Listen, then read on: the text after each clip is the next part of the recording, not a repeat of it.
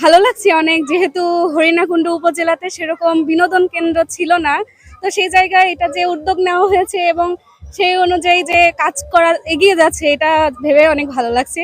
তো আলহামদুলিল্লাহ ভালো লাগছে, অনেক ভালো একটা উদ্যোগ। কারণ হচ্ছে আসলে বিনোদন কেন্দ্র থাকা উচিত, সেটা যে কোনো জায়গায় থাকা উচিত বলে আমার মনে হয়। কারণ আমাদের যে শিক্ষা, বিনোদন, গবেষণা এগুলো সবই একে একে এগিয়ে যাচ্ছে। তো সব জায়গায় মনে হয় যে বিনোদন কেন্দ্র একটু বেশি অগ্রগতি প্রয়োজন। তো সেই জায়গা থেকে এটা খুবই ভালো একটা সংবাদ যে হরিণাকুণ্ড উপজেলায় যে কাপাসাটিয়া জিকো পার্ক হচ্ছে, আরো হয়তো সামনে আরো বেশি উন্নয়ন আমরা দেখবো, সেটা আশাবাদ রাখি। হরিণাকুণ্ডুর মেয়ে হিসাবে অবশ্যই আমার খুবই ভালো লাগার একটা বিষয় এখানে। কারণ আমরা তো চাইবো আমাদের হরিণাকুণ্ড যেন অনেক বেশি এগিয়ে যায়, সেই সাথে সবাই চিনুক।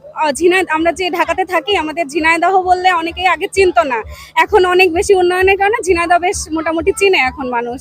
তো সেই জায়গা থেকে হরিণাকুণ্ড মানুষ এক নামে চিনুক, এটা আশাবাদ রাখি। এখানে যে সকল মানুষ আমরা বসবাস করি হরিণাকুণ্ডতে, আমরা কিন্তু বেশিরভাগ মানুষই দেখা যাচ্ছে ছুটি পেলে বাসায় আসার পরে সবাই পরিবার পরিজন নিয়ে ঝিনাইদহ, কুষ্টিয়া এখানে আমরা ঘুরতে যাই।